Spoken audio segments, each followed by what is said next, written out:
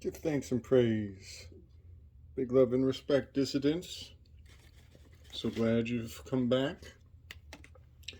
I know there's a lot of bells and whistles out there. I know a lot of people got the cool graphics and the music going on, and all you got is me and my dry erase board. So big love to everybody who comes back for more. I put a lot of energy into my thoughts and my presentation. But I'm not tech savvy. I don't have artificial intelligence graphics to wine and dine and bedazzle everybody. Maybe one of these days I'll manage some background ambience music. That would be really something. Yeah, maybe someday. Someday we'll step it up in the Slick Dissident game here. So yeah, big ups for everybody who has been on this journey with me. I really appreciate your attention and your time. And today, as usual, I have quite a bit on offer. Quite a bit. It's going to be a very broad range of topics.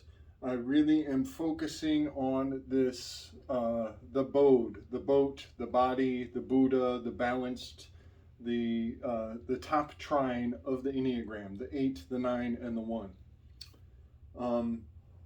And I'm trying to organize these thoughts to present in as linear of a fashion as possible. And I want to kind of start here with the discernment, with this movement from the in the Enneagram. This is the enthusiast with the shadow of glutton. This is Jupiter in the Greek pantheon. We have Jupiter, we have Saturn, we have Hades, we have Athena. Over here we will have Hera. In the personalities, this is the enthusiast with glutton. Again, there are synonyms for all of this. Some would call this the epicure. So we have the enthusiast with glutton. We have the controller or the leader with the shadow of lust, or a shadow of control, some might say. The balanced peacekeeper with the shadow of sloth or indolence, and the reformer or the perfectionist with the shadow of wrath. And then this is the giver with the shadow of pride. I'll just run all the way through. Performer, number 3, with the shadow of deceit, also sometimes called the achiever with the shadow of deceit. Number 4 is the individual, the lone wolf. They have a shadow of envy. Number 5 is an observer, a thinker, with a shadow of greed or avarice. Number 6 is the this is a loyalist with a shadow of fear. And I'll just rip through the gods too. This would be Zeus in the Greek pantheon. Obviously, Saturn I mentioned, Hades, Athena, Hera. This would be Neptune and or Dionysus. They share the same station because they both have to do with intoxicants, inebriants, being which can be medicinal, can be a cure-all. All these things that have to do with the heart, the mending of the heart. So we are in Pisces, is a very emotional station. Here we have the Hanged Man, which is the scapegoat. This is Pharmakia. Literally, the scapegoat of the zodiac is Ophiuchus. Number 4 will be Aphrodite. This is the loved one, the beloved, her shadow is envy. And she is an individual. She's unique. She stands out because she's so damn beautiful. She fly. Number 5, Mercury, absolutely, the thinker with the shadow of greed or avarice. This is mercantilism, even trust law is in here is like a third. The surety of the meeting of the minds. Over here we have Apollo with his sister Artemis. Apollo is the loyalist, he's the city, the populace, and Artemis is the fear, the wilderness, those who are cast out, the exodus, the realm of the unwanted, the derelicts, if you will. And so you will notice that these, oh, and I forgot, Athena's brother is Aries. So we have these planetary correspondences as well. Now, I want to just mention something that has been clarified in my mind. We have a lot of opposites that are come together. I've literally put these numbers, the cards, in their numerological position on the Enneagram. And what has happened is that tarot cards from opposite ends of the zodiac have come together, and that is called Enantiodromia. It's also called Coincidentia Repositorum, and I just want to kind of make a visual of what this really means. The idea of Enantiodromia is opposites running their course, and so you have one construct running counterclockwise and another construct running clockwise simultaneously. And what is fascinating about that is a better articulation of the Enneagram. And what is fascinating about it is that it makes me think of CERN. Here we have discernment. And a lot of what I'm going to talk about today is going to lead into this nostalgia spell, this crafting of a narrative that will lure people into retroflexion, looking back on their past, dwelling on their innocence, and keeping themselves in a childlike mental state. And I want to take this enantiodromia, this opposites running their course, and I want to unfold it. I'm going to put a rota, I'm going to twist it.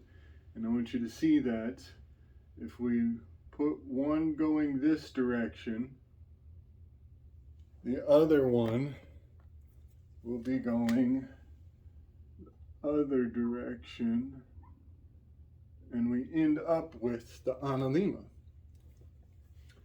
And the analema is literally an enantiodromic machine going in opposites direction. This time it's going up, now it's going down to the left.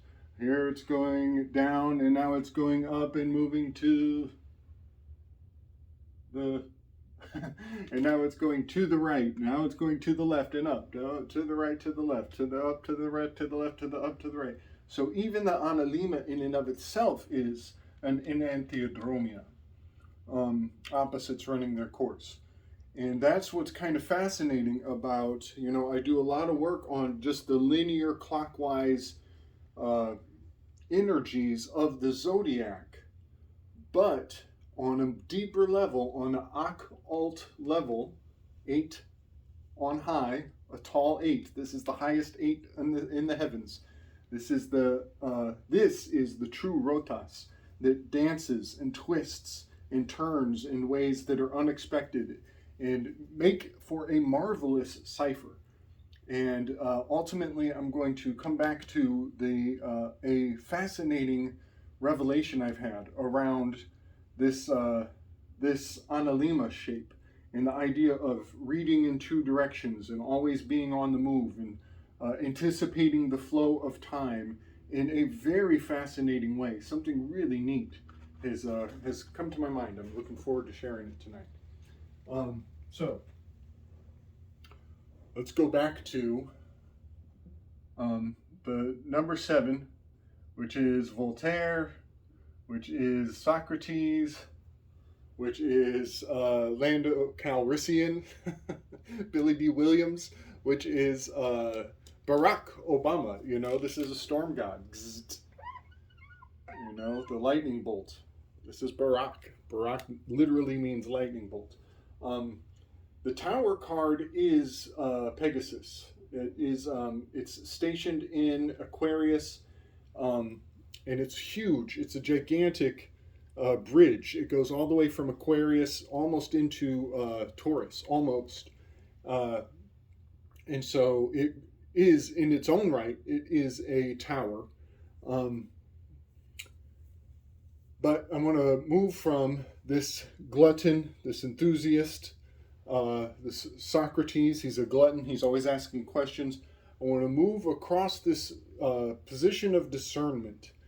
And I want to talk a little more about this adjustment card and its relationship.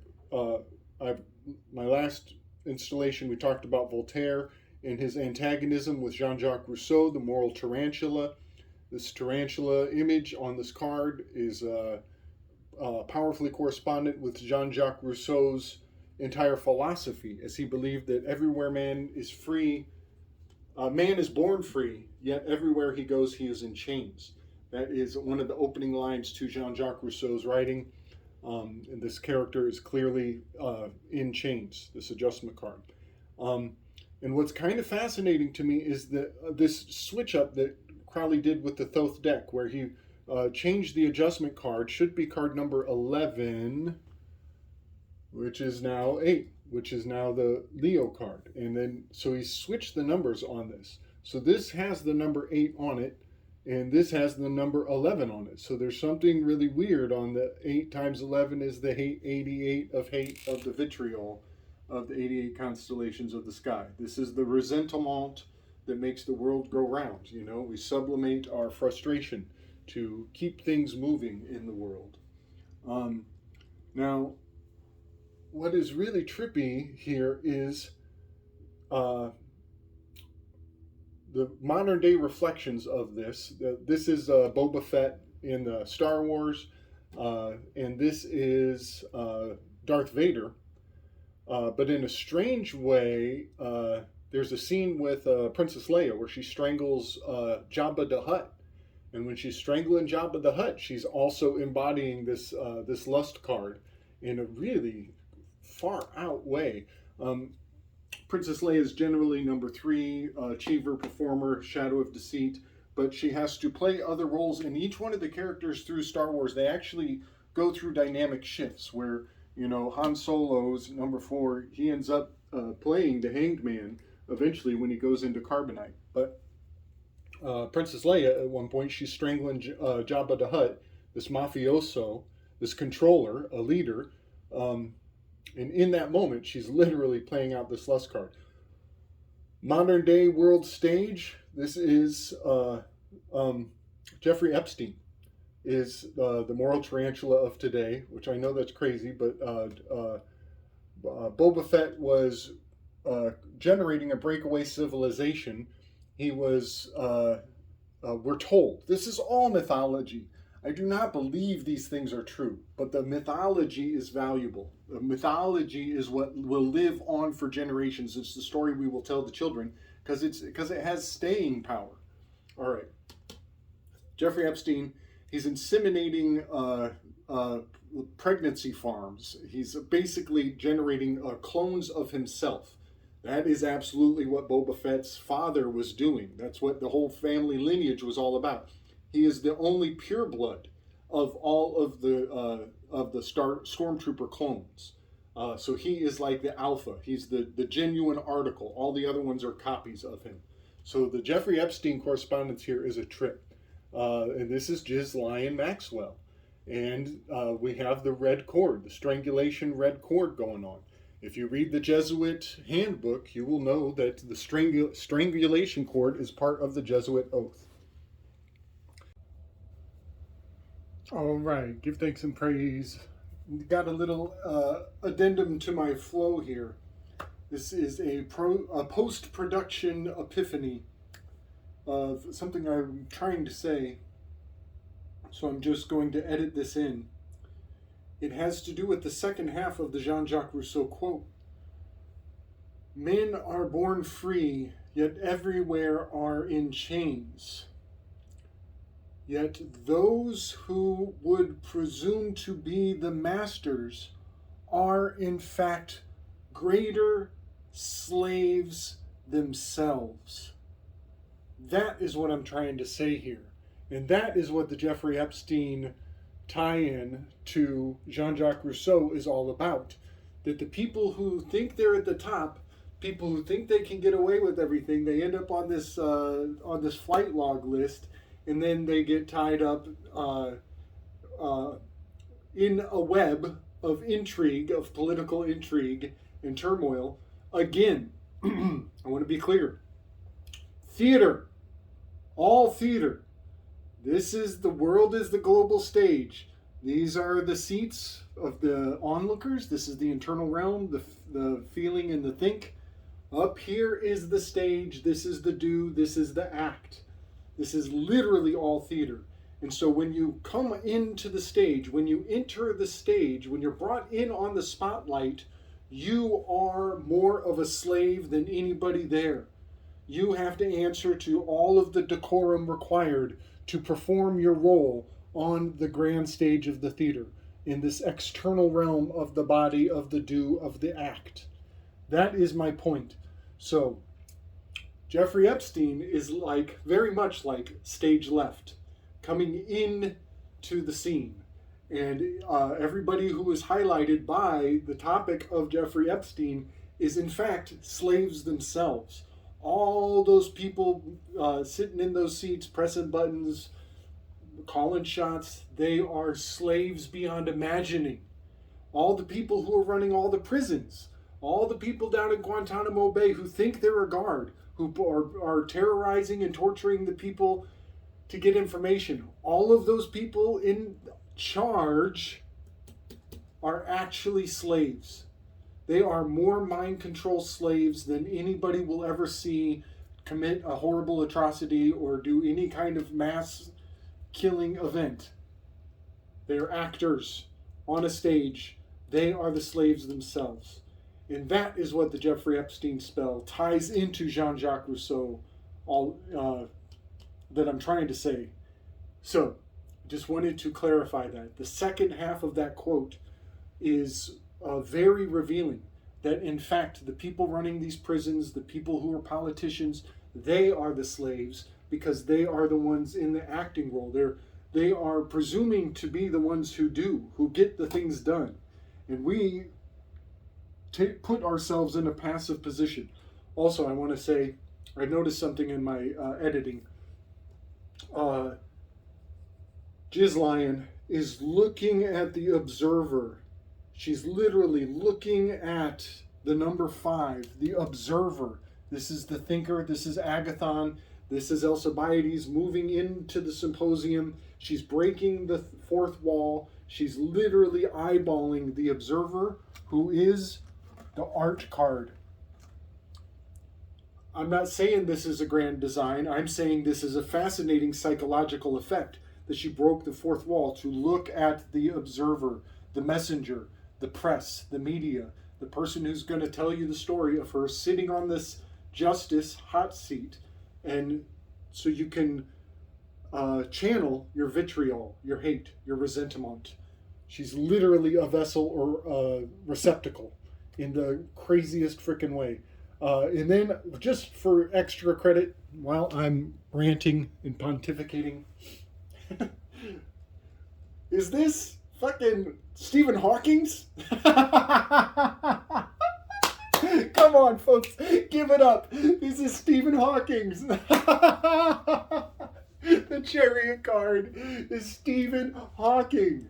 We gotta fucking do it in a wheelchair, rocking the fucking Socrates role, the position of scientific optimism. I'm tripping on that. That we got Stephen Hawking up here in a wheelchair. All right. All right. Okay. I just wanted to have a little fun with my addendum here because I was having a little bit of a hard time making that connection that I was trying to get across, that about Epstein, Jean-Jacques Rousseau, and this quote about men being in chains, but the masters being the, in fact, more of a slave than anybody else in the entire theatrical production. Okay. Big love, everybody. Much respect. And now the Epstein thing is, this is going to be the Overton window. And everybody should look up the Overton window. This is how they socially engineer. This is how they get the gears turning. They adjust your sense of justice by fucking with the Overton window. And when extreme injustice happens, and everybody's in a tizzy, when we're outraged, that's the teachable moment. When we're still struck from the trauma of the story, which all of this is fiction, but when we're in that stunned moment of the impact of it, that is the teachable moment. That's when the Overton window strikes. That's when they slip in the signs and the symbols under your radar and you didn't even see it coming. Challenger. When the Challenger explosion happened, there was a teacher in the Challenger. They pulled all the kids out of school. They put us all in front of the TV so we could watch this Challenger get exploded, lifted up in the air, and blown up. Sure enough, many years later, 9/11 happens. We're watching. George Bush is literally sitting in front of kids in a schoolroom in the position of a teacher. The teachable moment is happening. We're learning the lessons. The iPet goat of it all. He's got a book. On the book is Rainbow Publishing. Rainbow Publishing. There's a dragon on the book. And behind his head is Shel Silverstein. The Giver Tree. There is so much baked into this vessel. This is an amphora. This is a cauldron of ingredients, stirring up the trauma from the Challenger explosion. And it's drag time. He sits there for an hour and doesn't do anything, watching these kids. The teachable moment is quite explicit, if you ask me. I don't think it was even remotely symbolic. I think it was so literal on the face of it that people are they're repelled. They can't even see what's being done right in plain sight. So we have the vessel, the chalice, the Silverstein, right? We have the stone, the Holy Grail of vitriol, and all the 88 of the hate is going into this cup, into this chalice, into this vessel. And the Overton window is being manipulated right before our very eyes.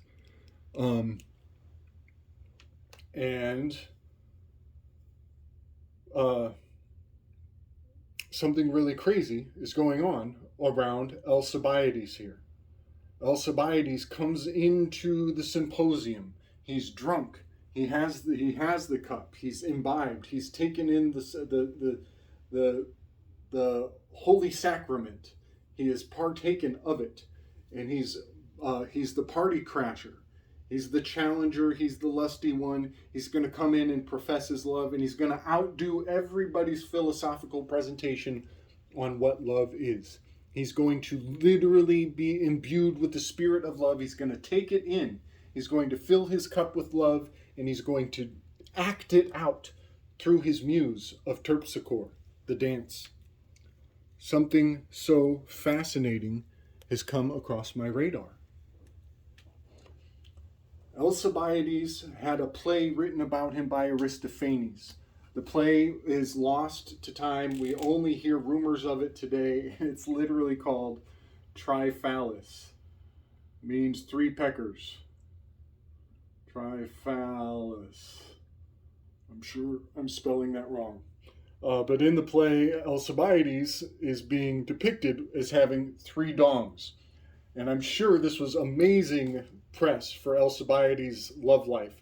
I'm quite sure the ladies went crazy and they all wanted to be the one to prove whether he had three dongs or not. Meanwhile, all the fellas in town are losing their game because this guy's got three dongs at once. So he becomes a vessel. He becomes an amphora for the animosity, for the hate, for everybody to resent him. And then he has the nerve to come into the symposium and try to make a pass on Socrates, this patriarch of wisdom, this glutton for answers, always as king. He is the ass king. He's sitting in the position of the donkey's keystone. The keystone of the donkey is right here. And Alcibiades is trying to make a move on him. Something really far out is going on around this terpsichore, this dancing muse of Alcibiades, because all of this is fiction. I know that the timelines are fucked up. Just bear with me. This is all like 200, 300 AD is when this is said to have happened. I do not believe that really, but that is the timeline we're given.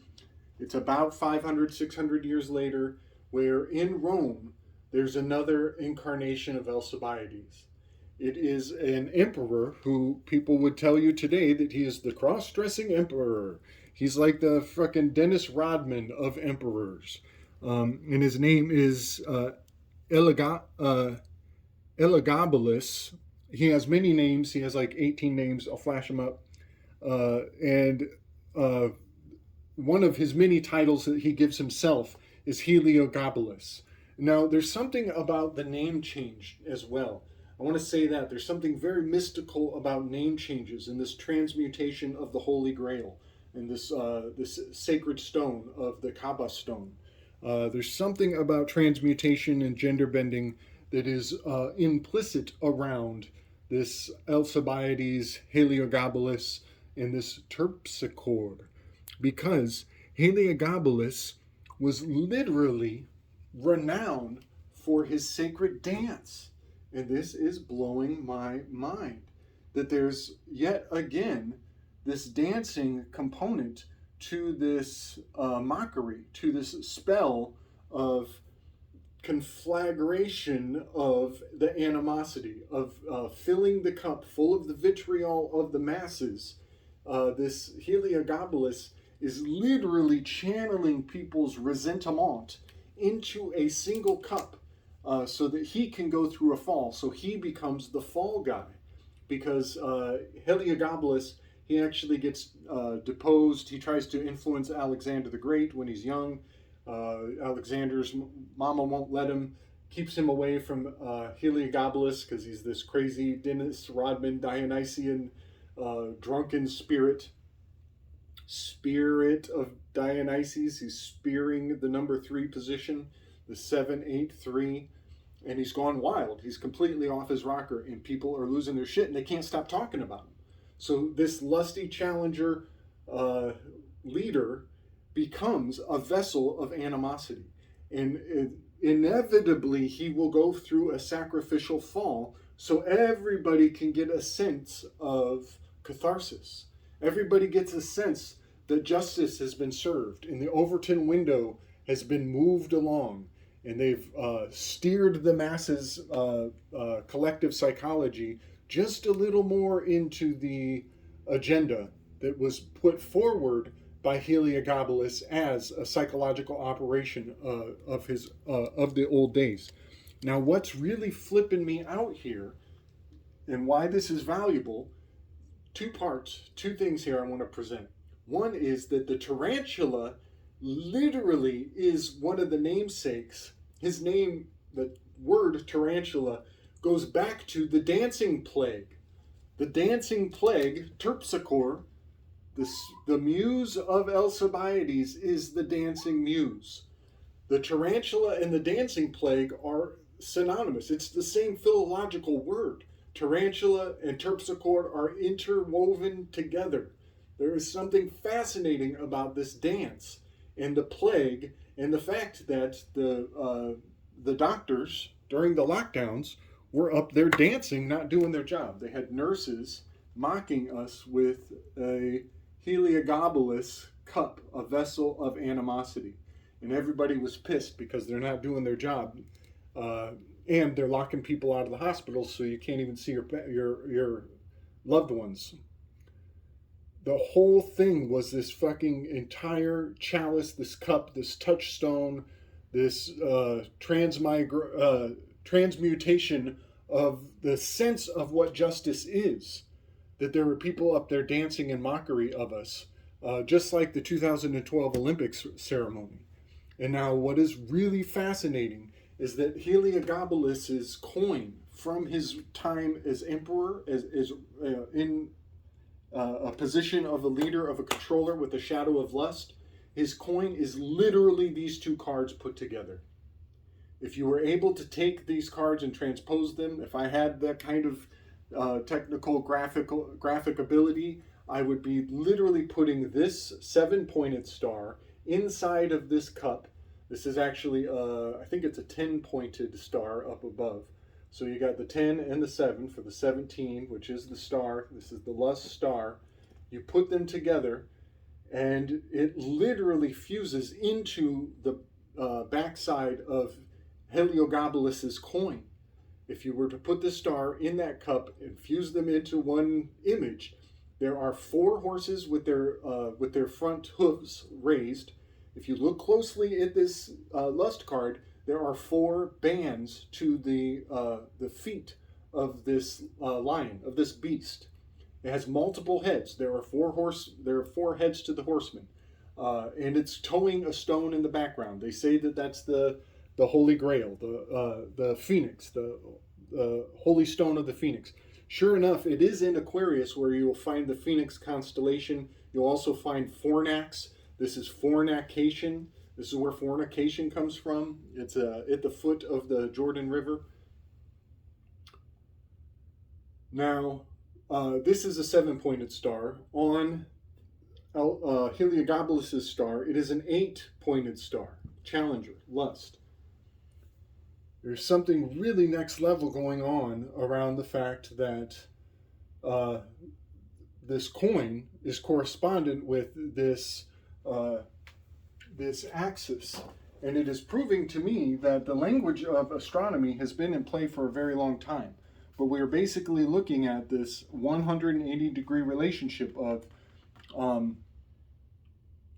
star cards, number 17. It is in Aquarius. And Leo card up here, 180-degree relationship. So we've brought the opposites together to put them here. And sure enough, it's turning out on Heliogabalus's coin so many years ago. Where they were manipulating, they were using a lusty challenger leader to manipulate the Overton window of our sense of justice. And dancing in mockery of everybody. That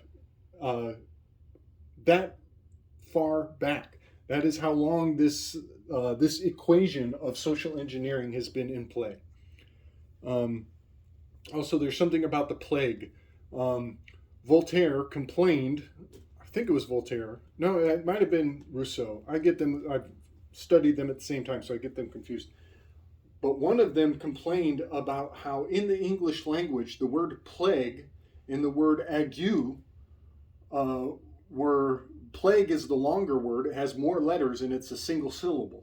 But the word ague is a shorter word. It has less letters, but it has double syllables.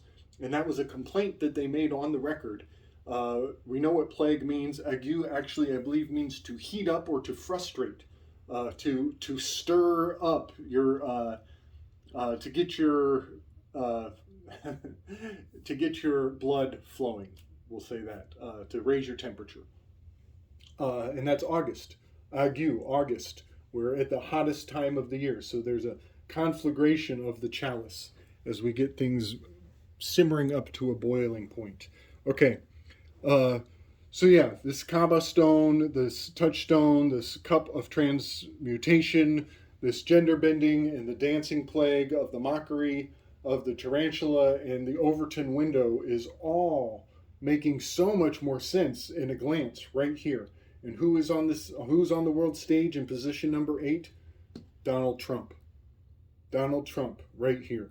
And his name, his middle initial, has so much meaning. This is John. This is John the Baptist. J. And it's decapitated. It's Donald J. Trump. This is the head of John the Baptist, which is in Aquarius. Also, I guess I should point out the Aquarian card is holding the chalice, the cup of gnosis. She's pouring it over herself. She's bathing in the essence of the knowledge of the collective. Okay. And that's the HG, Holy Grail, Mercury, HG. Message received. All right. Oh, and it's Heliogabalus. Damn. Heliogabalus. Gabalus is also a cup, and the helio is the sun, the fire, the quintessence. The Heliogabalus, the cup full of quintessence. Shel Silverstein. Oh my gosh, I could go on and on and on. Yeah, message received. All right. Next, I want to talk about. Yes, we're moving out of the Exodus here. Let's move into a beautiful potentiality of the Holy Trinity. I want to talk a little bit about the possibility that the 369, the L-O-R delta, the Lord of 369, the Lord. 369 has been encoded in the word Lord all along. This is the Council of Foreign Relations. This is the Council of the Round Table. This is the core. This is the Terpsa core. This is I'll sit by Hades. Alcibiades is I'll sit by Hades. This is the hot seat. This character is in the hot seat. And that's why they're dancing around, because it's not comfortable to be so close to this balanced peacekeeper, slothful Pluto, Hades, dis. It's a lot of dis-ease is afoot here. Dis is the name of Hades. Dis. Seas. The seas of Dis are boiling. They're bubbling. They're uncomfortable. They can't sit still. So, is it possible? I just want to run this theory by everybody. Man, I have the best handwriting. You guys are lucky. I got the graphics to back this all up. I can make this much more presentable without my fourth grader handwriting getting in the way. Okay, is it possible that this Holy Trinity, the C-O-R, the L-O-R-D, the grand pyramid of it all, the seeing eye of it all, is it possible that this Holy Trinity is the Trinity of Odin? I think that's a valuable question to consider. Are we looking at Vili, Odin, and Ve? Those are the three names for Odin. It is the high, or the willpower, is Vili. The as high is the Odin, is the spirit. And the Ve, which I'm spelling wrong, I'm sure, is the most high, is the sacred. Is that possible? I find it really rewarding to consider that. And if that's the case, could we also be looking at the Holy Trinity of the Abrahamic faiths? Could a later iteration of this be that this is the Christians, or sadly enough, it's captured by the Catholics. I know there's a difference, and I know that the difference is very important. But this is the healers, the Templars, the Hospitallers. This is the cross of Christianity. Number 3. Odin, in his form as Vili, is mundane. He's earthly. He's in the position of a human. It becomes grim, and this is the ichthus, the Jesus fish, which is the top half of the analema. If you cut it off at the equator line, the top half is the ichthus, and that's the north. That's the tribes from the north would venerate the top of the analema fish. Cha. Here's your equatorial line, and here's your bowl. Together it makes a fish bowl. And it goes round and round and round. Brings Pink Floyd to mind. Anyway, could it be that number 6 over here, this missing seat in the symposium, this absentee ballot, could this be 6. Could this be the Jews? Could this be Yahweh? We want Mashiach now. He has not arrived yet. It's an empty seat. Could that be the foretold arrival we're waiting on? Is this why 6 and sex is so hexagonal?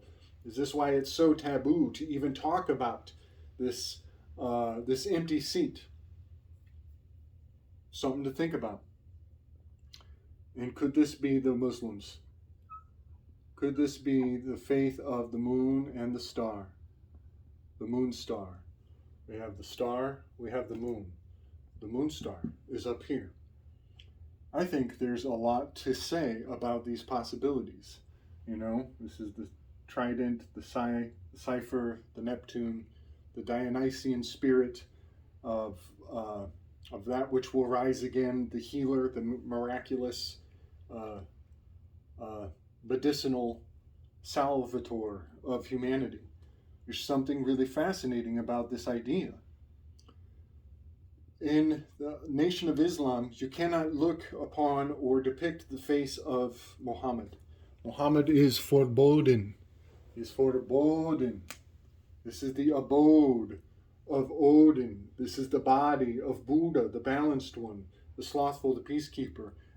He is hidden. This is the hidden. This is the hidden one. Muhammad's face cannot be seen. So instead, the Muslims, they venerate geometry because they can't venerate a face of a deity, of a salvator. They venerate geometry. This is the Masonic compass and the square. This is the moon star, the faceless one. Geometry is the 8, 9, and the 1. Geometry is the body, the external, it's the one of the legs of the quadrivium is geometry. Down here we have harmony, is music. This is the muse of the I chord. The blood of the gods is I chord. This is the muse of I chord. And over here we have arithmetic. This is the air. Earth, water, air. Fire is astronomy that binds them all together. It's the central star of this of the Enneagram. And the star, the astronomy, the missing ingredient to the whole quadrivium. These guys got the geometry. These guys have the music. These guys have the mathematics. The fourth pillar of the quadrivium is in the hands of Urania. This is the Ignorania's hands. This is the egg, the dark egg in the hands of Urania. It's not a globe, folks. She is a goddess of astronomy. Urania, astronomy. Plato has the broad shoulders. He is Atlas holding up the firmament. It's not about the shape of the earth. It's about the shape of the stars, about the roundness rotation of these cycles. And this is where we're entering into the realm of forms, Plato's cave. When you go into the darkness of the night, into the unconscious of the minds of men, you are going to see a lot of skeletal figures. These are stick men. These are stick figures. They look like skeletons. It looks like bones. You have to draw the runes. Runes are literally straight lines. And it's very rare that you find curvature when you do these connect the dots to find the mythology in the minds of men. And there are 2 locations where there are particularly curved dots. And those 2 locations would be very, very sacred, as they are unique. They stand out against all of the other stars. And that is Corona Borealis. It is a crescent, a very sacred crescent, where Urania would be holding the sphere, the sacred forbidden fruit, this apple. Corona Borealis is a semicircle with a bite taken out of it. This is the forbidden fruit. You are forbidden to believe in the magic of Starspeak, of the Lumashi of the realm. It is the missing ingredient of the symposium It is the hidden dimension. This is the gateway into the unconscious realm of men, the minds of men.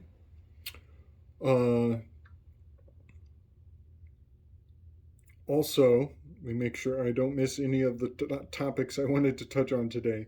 There is another semicircle, very similar to Corona Borealis, and it also is a semicircle, and it is also a corona. That would be Corona Australis. Corona Australis is right underneath Sagittarius's, the horse of Sagittarius. So there are two coronas. They are not far from each other at all. They're actually very nearby, near one another. But I find it quite fascinating that those two curved locations, their mythology becomes all the more unique, all the more supercharged, all the more individual. They stand out. They have a certain beauty of their own. They have a certain appeal that draws the eye because they have a bit of a curvature, an archway of initiation, you could say. And it is Corona Borealis that is the bear den. It is the den of the bear. In some native cosmology, this den of the bear is this curved archway in the heavens. And so I'm going to move away from the Terpsichore, Alcibiades, number 8, the cup full of vitriol and hate of Donald Trump. I'm going to move into the Hades and the Joe Biden and Joseph Robinette Biden. And I'm going to talk about this den, this cave, right next to Boötes. As the Boötes is the void, it is the hidden one, it is an absence, it's an emptiness. It's very near this boat, which is the Argos. And I want to talk about the Ring of Gyges. The story of the Ring of Gyges is a cosmodrama of Boötes is the shepherd, and he finds in Lydia, he's in Libra, he finds a cave. And in that cave there is a horse. Some say it's bronze, some say it's gold. He goes inside the horse, he finds a dead body, and it's wearing a ring.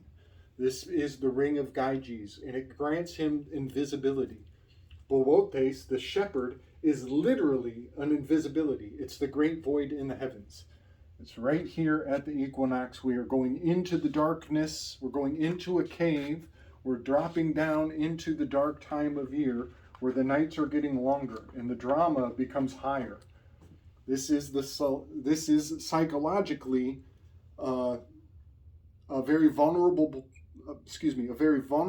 point for the collective mind of humanity, to have a metaphor of going into a cave and weighing your decisions. Are you going to do what's right, or are you going to do what's wrong? This is an Overton window touch point right here. This is where the Deus Ex Machina comes into play. This Ring of Gyges. If he turns the ring one way, he's living in the private. He can go and rape the king's wife and slaughter his enemies and put himself in a position of power. Or if he turns the ring the other way, he's living on the public side, and people can actually see him and cast judgment upon him on the public. So the Ring of Gyges is an ancient spell, and of course, everybody's already thought about Tolkien. Yes, you are correct. We are talking about the foundational mythology of Tolkien. And now I want to do something very interesting. I want to talk about the Ring of Gyges in that cave of Corona Borealis, which is right here, right? This is the RSTU, you know. This is a very crucial moment. The RST is I've talked on this before, but that is those are the ingredients for eclipse, for the eclipse spell.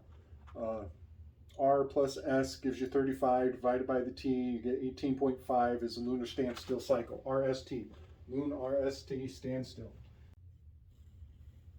All right, big love and respect, everybody. Had to take a little bathroom break, and turns out I made a mistake on my recording, and I'm ever so happy to take this chance to correct it. Okay, RST. This is the point of rest. This is the slothful one, the balanced one, the peacekeeper. This is Hades. We are going into the underworld. There is literally a cave right here, Aurora Borealis. This is the Berden. This is the Deus Ex Machina. This is the machine, or with the lockdowns that just happened, this is the Diablo Ex Machina. This is where the law comes from, the 10, the X, Machina. This is the 10 Commandments. This is where the aliens come down, the Wheel of Fortune, and tell us all the list of don'ts, and they turn off our nukes. So they save humanity. Oh, God bless the aliens. Whatever. I'm looking at Libra. I'm looking at the shape of Libra. I'm wondering, is that the Corona Borealis, in fact? I've always thought it was the sun rising in the east on a horizon line. You know, I've always thought of it as the Omega, you know, the end of the Hebrew alphabet, the Libru, the Hebrew, the Libra, the scales. This is the origin of the law, the Old Testament, Old T, Testament. T was the last letter, was the Omega point of the Hebrew alphabet, was Tav. Well, look at this. T-U-V, Tov. This is the feet. This is the end of the Hebrew alphabet over here. Very fascinating, just very fascinating. And it leads into Ophiuchus at X marks the spot, who is the W. Ophiuchus right here is stepping off of the elliptical plane at this point of exchange. But I'm ranting. I want to come back to the Berden, this Corona Borealis, this little arcway right here, which is in Libra, and it's only 30, maybe 50 degrees away from the Corona Australis, which is under the legs of Sagittarius. It's fascinating that there are two very,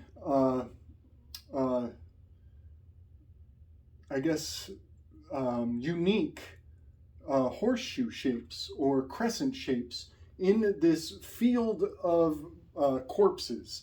If all of these stick figure shapes of all the other constellations, there are just a couple little circles right here and here, so nearby in this winter time,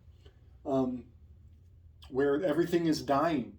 So there would be a lot of stigma around the idea of a semicircle in the time of year where everything is dying and the sun is losing the lit up time of the year is fading away, and the darkness is encroaching, and the shadows are literally getting long at this point of year. And so in our alphabet, if in Aries we start with A and we go 180 degrees, the opposite of the rising where the sun is winning, and we go into the fall, we begin to rest. The sun needs to rest, and there is a lot of concern in the minds of men around what's inside this cave, what's inside Corona Borealis. This is literally the Chapel Perilous, the Dark Night of the Soul. This is where Luke Skywalker goes in to face Darth Vader and finds his own genetics inside of a cap, the head of his own father.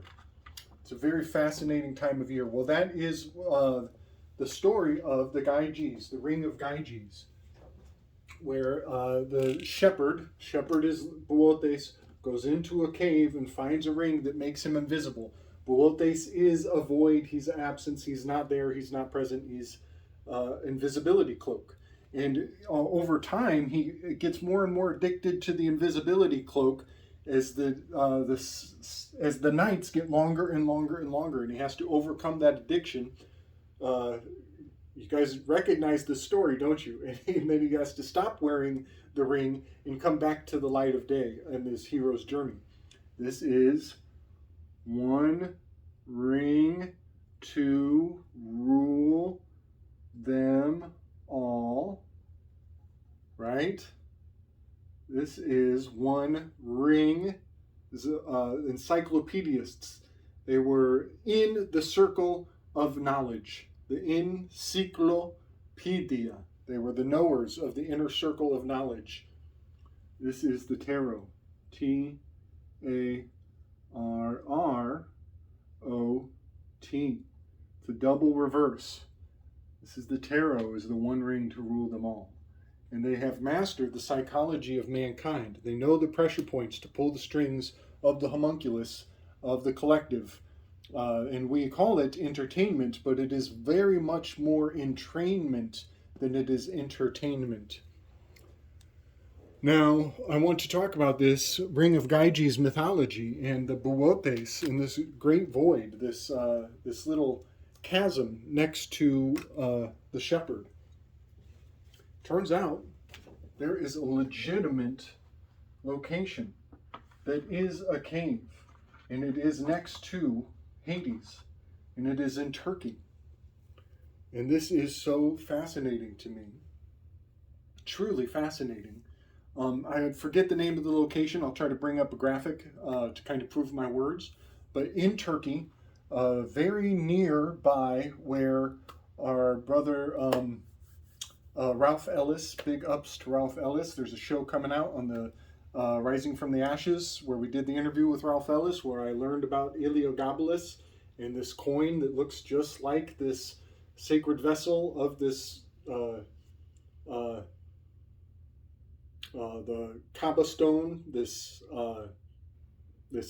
Holy Grail, the Holy Grail of Heliogabalus, this dancing emperor who is a trans persona, funneling so much animosity.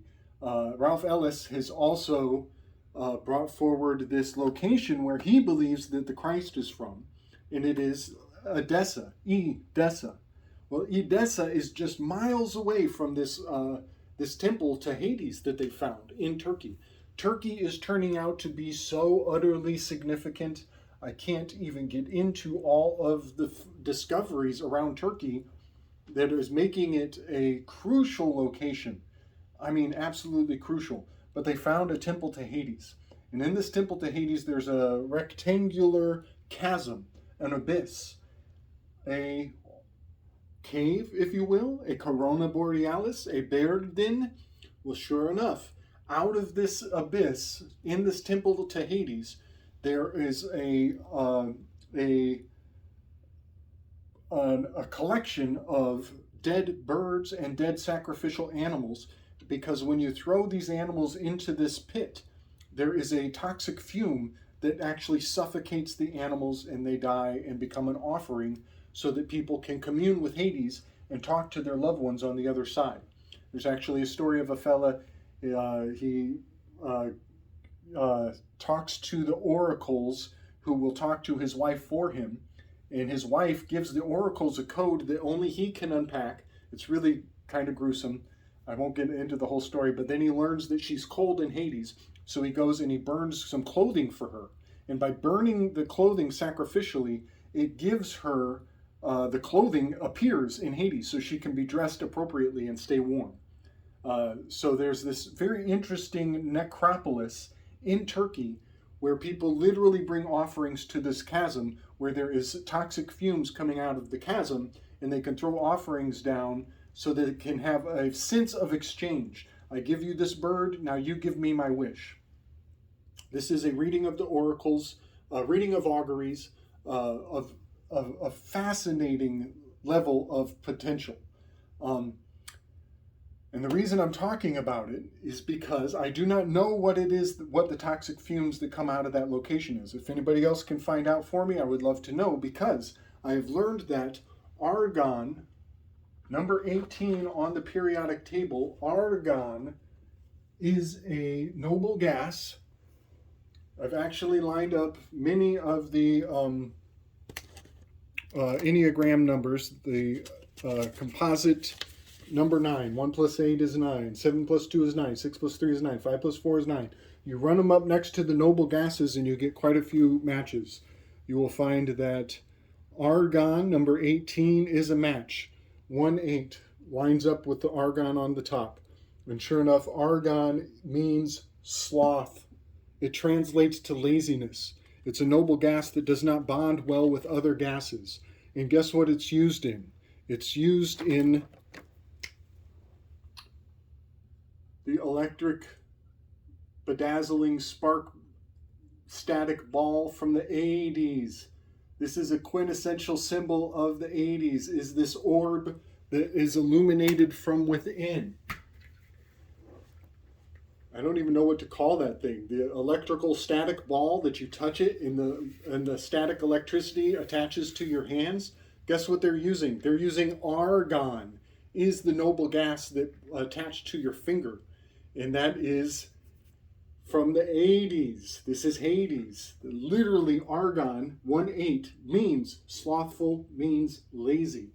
Something fascinating about drawing us backwards in time to when we were younger around the argon gas of this static electricity ball, and the fact that argon literally means slothful or lazy because the gas does not combine well with other elements. Now, hear me out. This gas is used today to suffocate birds after a disease outbreak, after a dancing plague. You got to put the birds, you got to put the herd animals out of their misery, and they use argon to suffocate them.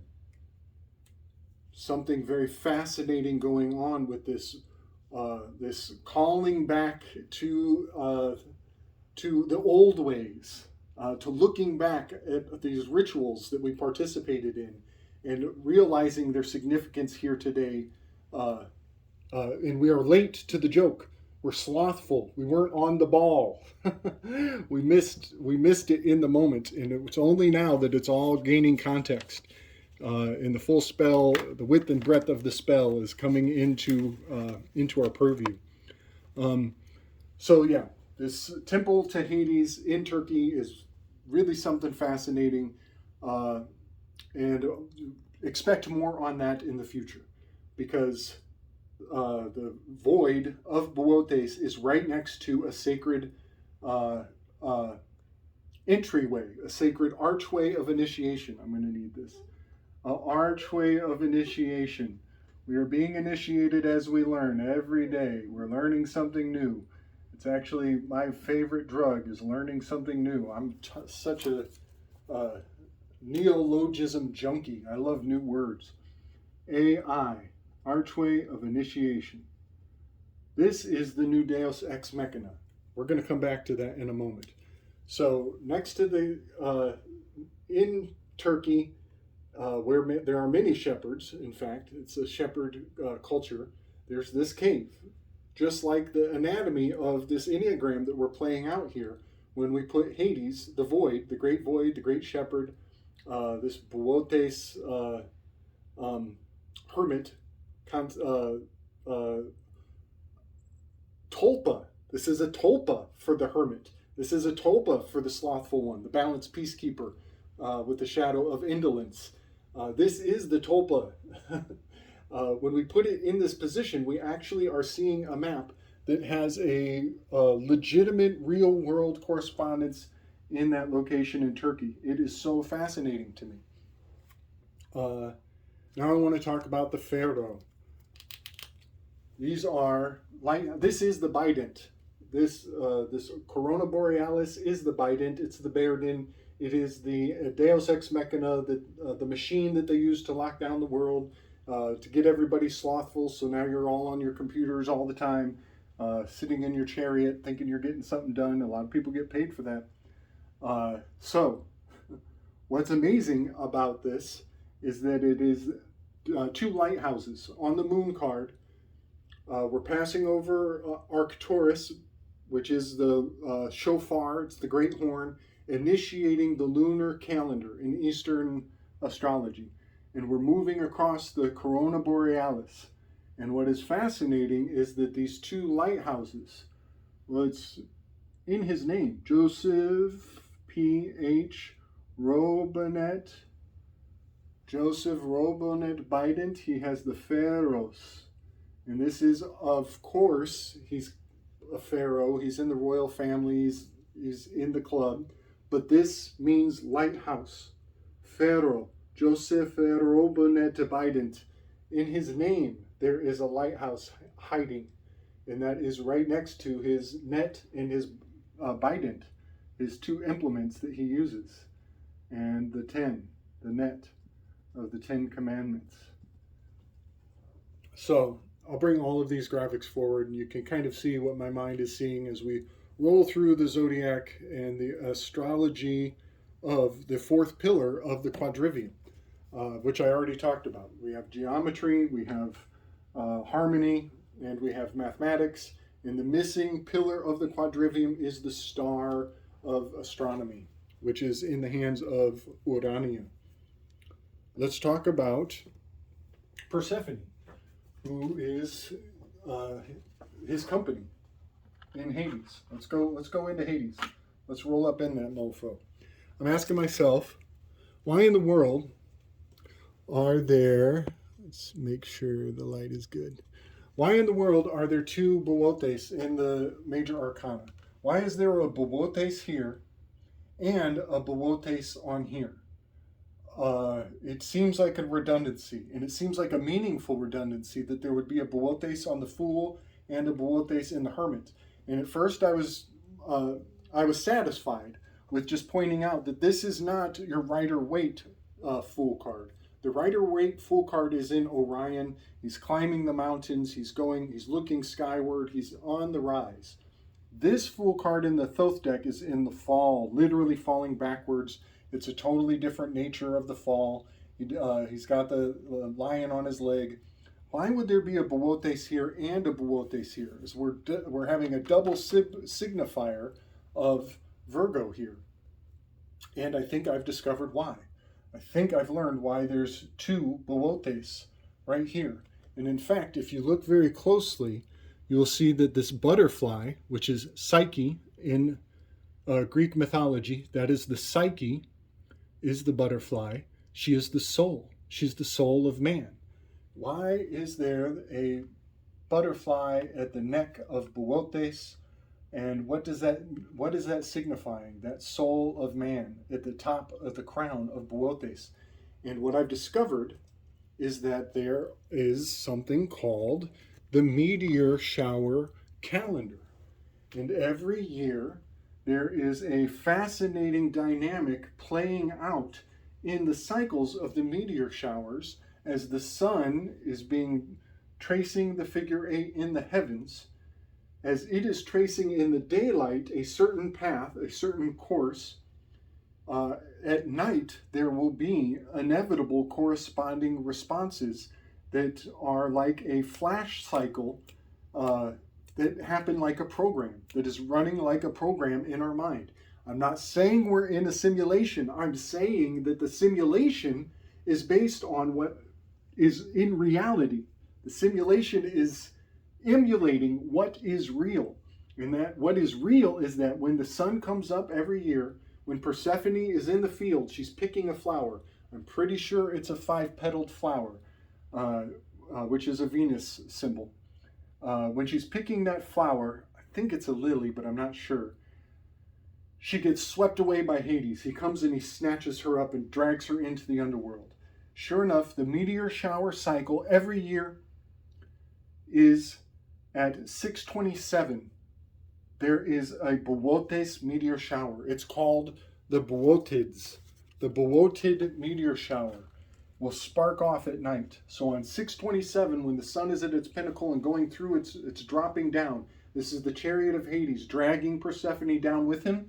There is a spark at the crown of Boötes that night. And then the sun goes through a dark fall. And then Demeter gets upset and she starts to petition and go on strike. She refuses to bring forward the fertility. And we go into the fall of the year and we start to go through a loss of crops. And things don't grow any longer. And we go deeper and deeper into the winter, more and more depression. Things are in peril. There's a strong sense of peril as the scales of injustice are being weighed out. And she goes and appeals to Zeus and asks him to grant her access to Hades. They work out a deal where Hades keeps her for part of the year. And Persephone remains in the underworld for 2/3 of the year, and then she comes out and produces the abundance and the fertility so she can be with her mom. It's a dual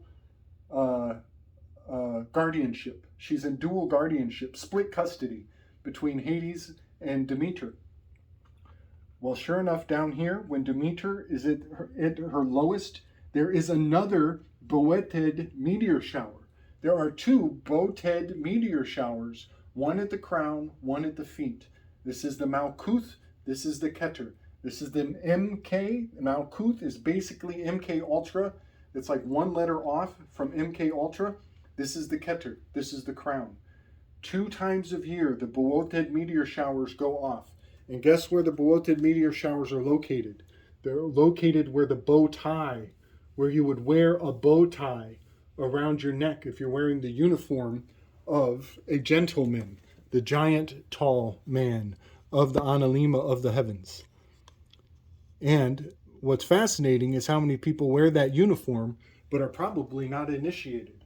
They have no idea that wearing the bow tie is participating in a Eleusinian ritual. They do not even know that they're participating in the Eleusinian ritual. They don't even know that they're wearing the uniform commercial code of this trade agreement between Hades and Demeter. You have the mother goddess, the double mother. She's once at the crown is the Keter, and once at the feet is the Malkuth. That's twice a year that the Boetids go off. And so the uniform commercial code of the lapel, of the way that the gentleman, the giant tall man, dresses is determined by, well, I'll just say it, the scissors. This is Atropos. It's the scissors. I know it looks obscene. Trust me, I know. It looks like a rabbit, right? The scissors, the measuring tape of the tailor, and the button. The button is lachesis. These 3 ingredients, if the suit makes the man, then the tailor who makes the suit is the controller of the man. He controls your appearance. He controls your uniform commercial code. You're participating in rituals you do not even know you're participating in. The Masonic ritual, they lead you with a noose in the front and they put a knife in your back so that you can't walk away, you can't refuse. They're making an offer you cannot refuse. That is measuring you up for your suit. They are checking your threshold. They're checking your what you're made of. And those are the 3 fates. Atropos holds the shears. Atropos Clotho is the weaver. She has the measuring tape. And lachesis is the button. It's all of the buttons that go right up the middle of you all the way to your belly button. This is the present moment. This is the future. This is the measure of your potential growth. And this is the past that you cannot get back again once it's snipped away from the present. All of this is in the Eleusinian mysteries. And everybody who has ever worn a uniform or a suit to go through a ceremony is literally wearing all of the accoutrements of the Eleusinian mysteries. And that is why the Boetid meteor shower is an Eleusinian reveal. There is literally a Boetai, Boetid V formation right under your nose, all along, right under your chin. Everybody who's ever put that uniform on. So now I want to move forward. I want to talk about that's the throat chakra. That's where the thymus is. That's literally the thymus. This is where the Titanic sank. This is tax day. This is where Abraham Lincoln launched the ships that started the Civil War. This is where Abraham Lincoln got his head shot off. This is where John the Baptist got his head cut off. This is where Vulcanalia sparked off Mount Vesuvius. This is where Krakatoa erupted and sent brain syphilis 7 times around the earth. That's actually the map of Hades. There's a river in Hades that goes around Hades 7 times. So when Krakatoa left 7 trails around the earth, that was a map of Hades. So putting a bow tie at the neck, at the isthmus, this is literally the thymus. Socrates says that the neck is the isthmus from the 7 holes of your head, the 7 holes of the head, to the body down below, which for most people it only has 2 holes. But it's so fascinating to me how this becomes the grand homunculus. This becomes a voodoo doll.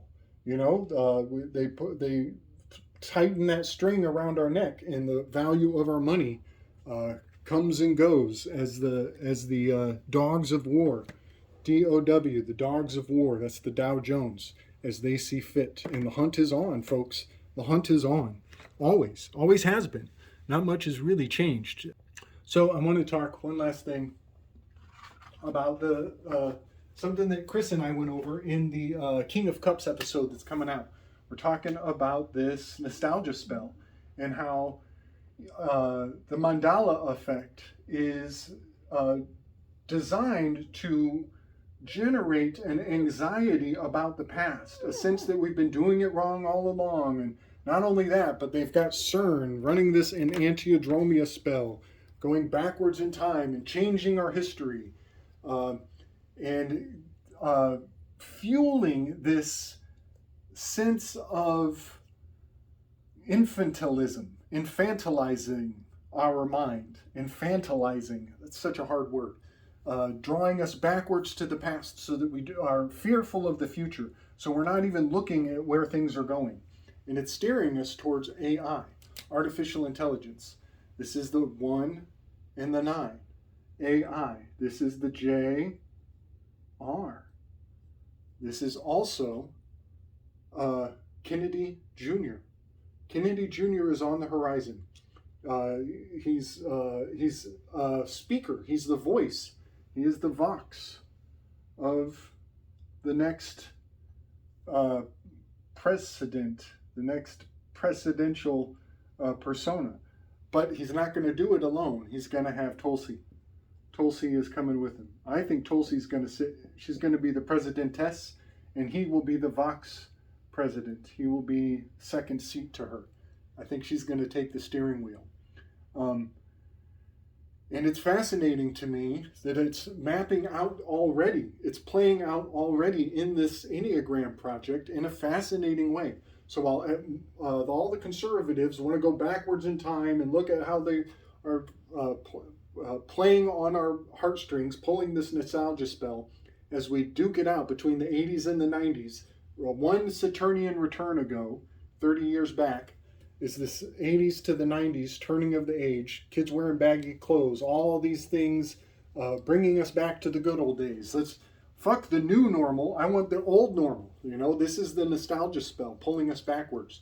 Meanwhile, they are biding time to lay the road ahead of us. And I think it's quite fascinating that the Enneagram is telling this becomes my magical my crystal ball. This is my crystal ball. This is my Palantir. I'm looking at this thing and I can literally see Phaedrus, this rhetorician, Tulsi Gabbard, this Athenian goddess with her circumscripta silver streak in her hair. It's absolutely moving into Libra, a sense of justice. She even has her magic lasso that makes people tell the truth. Kennedy Jr. It's so crazy. JR is literally 19th card, the sun card. And all of this is going to be a lot of polemics, polyhymnia. These are going to be the great new speakers. They're going to have a wonderful story to tell going forward, this new sense of optimism. It is fascinating times we are living in. And so I just want everybody to be aware psychologically that the 80s, 90s spell is playing into conservatism and trying to drum up the old normal. And meanwhile, they are laying a new pathway forward with the artificial intelligence, the Tulsi Gabbard and the Kennedy JR. He's literally the sun card. She is literally the fortune card. And this will, some far out stuff comes in hand with this fortune card. This is going to be the Diablo Ex Machina. There's a lot of UFO. There's a lot of unidentified future objects coming on the horizon. I just want to say that. It's so remarkable to me. So I think I laid the entire map out. I think I said everything I wanted to say. I'm not really going to talk much about King Charles if I didn't already. At this point, I've forgotten everything I said. But King Charles, he did get crowned in Taurus. And now that I have the meteor shower calendar in my purview, I'm going to have a much more, even more elaborate worldview than I had before. Because when they crowned King Charles here in Taurus, the meteor showers that correspond in Aquarius. And where is Pluto? Where is Hades? Where is Dis?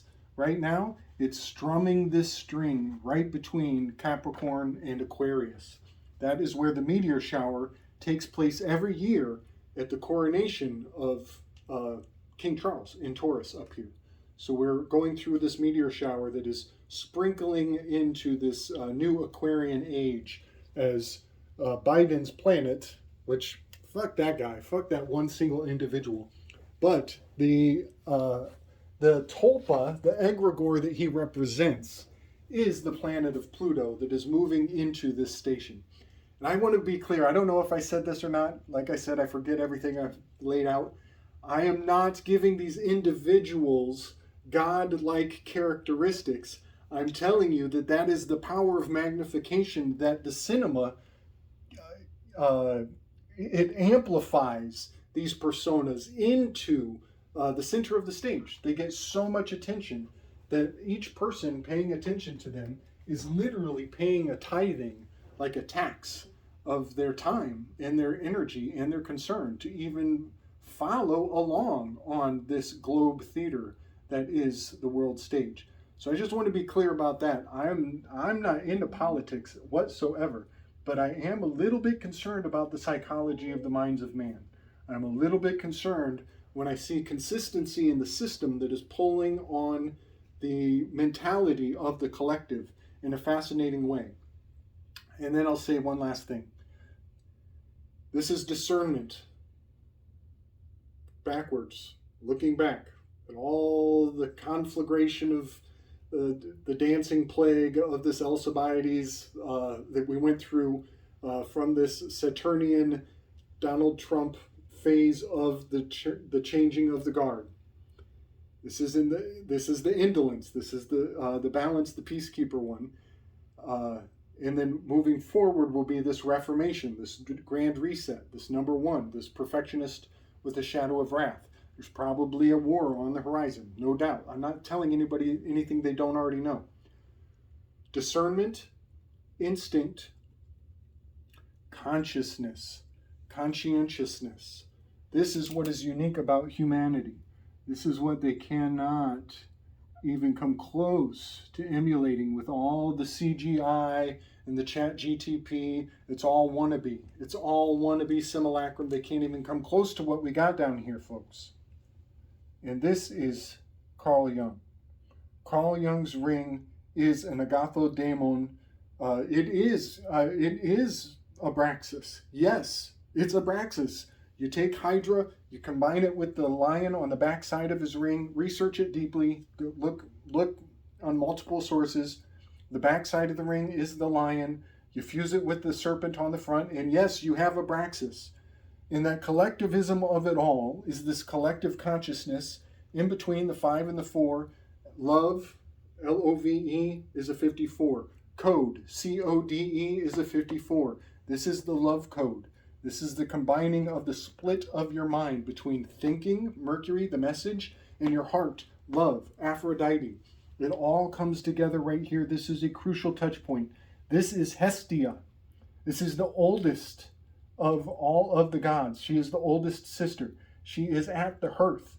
She is down here with the Ara altar constellation, and she's keeping the fire. She's generating the motion that keeps the system churning and burning. She's at the South Pole. She is invisible. She is immune to love and affection. She cannot be admired by anybody because Sigma Octantis is absent. It's missing. It's a gap. It's a chasm, unseen space that is the South Pole star. Hestia's hearth is central to us having a meeting of the minds. For us to get over all of our thoughts and all of our biases and have a meeting of the hearts so that we can act in love with a conscientious goal, so we can come together. And they're not going to play the Catholics versus the Hebrews versus the Muslims any longer. You know what I mean? They've divided us enough, and it's going to take a lot of unlikely allies. You're going to have to see past the flaws of your fellow man and act out of your heart, act out of love, and get over the fact that, of course, you don't have the same thoughts. Of course, we're not all one grand homunculus. We can't all be homogenized. And if we were, it sure as fuck would be a boring ass place. So revel in our differences. Revel in the fact that they see things differently. They have a whole nother language. They don't like fucking cilantro.